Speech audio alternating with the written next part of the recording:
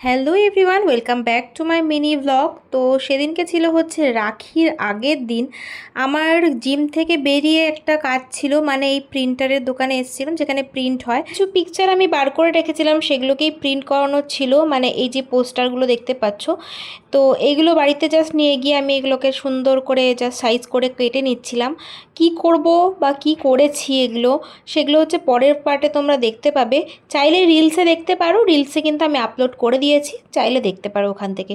আর এগুলো তো কেটে নিচ্ছিলাম। আচ্ছা, এগুলো আমি একটু বলেই দিই, এগুলো আমি হচ্ছে as a home decor item হিসেবে আমি অ্যাপ্লাই করি।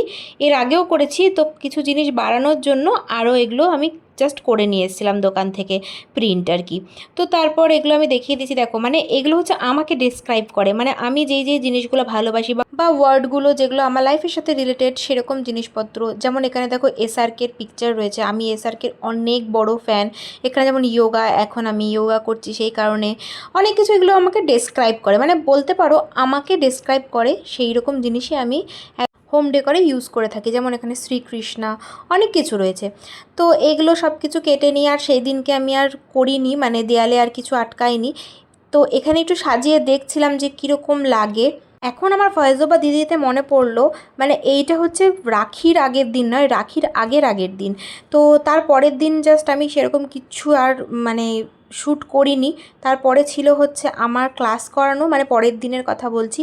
তো ক্লাস করাতে চলে গেছিলাম, তারপর ওখানে গিয়ে দেখি এই পুচকুগুলো মানে হয়েছে আর কি। আমাদের বাড়িতে তোমরা যারা জানো না, এই বিড়ালটা থাকে, এর মনে হয় আমি যে কত প্রজন্ম দেখেছি যে কি বলবো। আর মা বাপি ওটাই ভাবছিল যে এরা যেন আবার মানে অন্য জায়গায় না নিয়ে চলে যায়, কারণ বিড়াল তো 7 জায়গা চেঞ্জ করে তোমরা জানো। আর বাচ্চাগুলো অ্যাকচুয়ালি প্রচণ্ড বাইরে বৃষ্টি হচ্ছে, তো ওই জন্য বেশিরভাগ বাচ্চা না মারা যায়, যার জন্য না মানে খুব খারাপ লাগে আর কি। তো মা বলছিল যেন এখানেই থাকে, তাহলে একটু ভালোভাবে দেখভাল করতে পারবো। তো তারপর সেই দিনকে তো ক্লাস করিয়েছিলাম, সেগুলো আর শ্যুট করা হয়নি, কারণ একটা স্টুডেন্ট আসেনি, তার জন্য আমি আর সেরকম কিছু শ্যুট করিনি। জাস্ট তাড়াতাড়ি ক্লাসটা কমপ্লিট করিয়ে খাওয়া দাওয়া করেছি। আর আমি জানো তো বাড়িতে গেলে না মা আমাকে খাইয়ে দেয়, মানে মায়ের হাতের খাবার আমার খুবই ভালো লাগে খেতে। মানে মা যেটাই মেখে খাইয়ে দেয় না কেন, সেটাই আমার অমৃত লাগে। আমার মনে হয় প্রত্যেকজনই হয়তো এই জিনিসটা রিলেট করতে পারবে, মা এমনই জিনিস, তাই না? তারপর মা তো এখানে তালের বড়া করবে, কারণ সুরজিৎ ভীষণ ভালোবাসে তালের বড়া খেতে।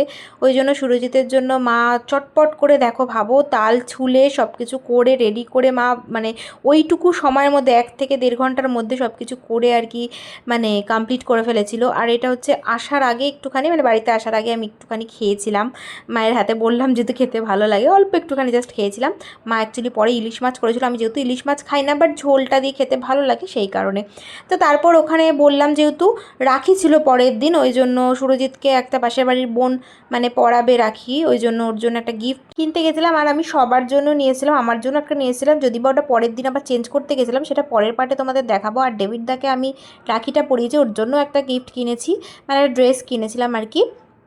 তো এখানে সব কিছু করে তারপর বাড়ি গেছি। নেক্সটটা আসছে পরের পার্টে।